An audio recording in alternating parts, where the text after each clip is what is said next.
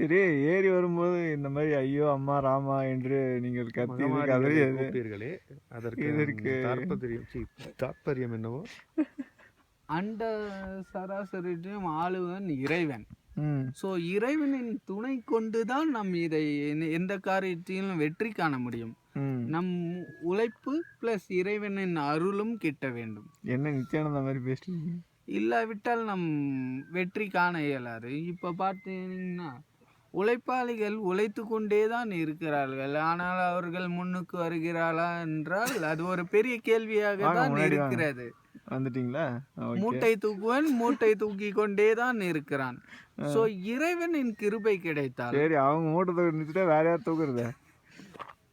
அதுதான் சொல்றேன். உழைத்தால் மட்டும் போதாது, இறைவனின் அருளும் கிடைக்க வேண்டும். அப்போதுதான் நாம் முன்னேறி செல்ல முடியும். ஓ, அருள் யாரு? அதனால்தான் நான் ராமா ராமான் என்று அழைத்தேன். ஐயோ ராமான் என்று சொன்ன மாதிரி இருக்குது. அது ரெக்கார்டா இருக்கு.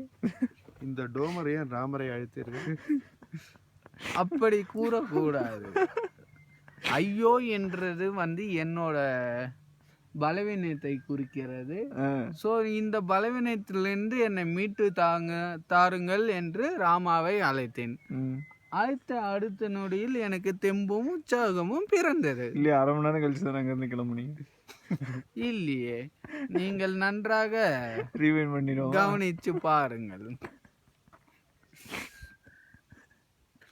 சரி வாங்க போ.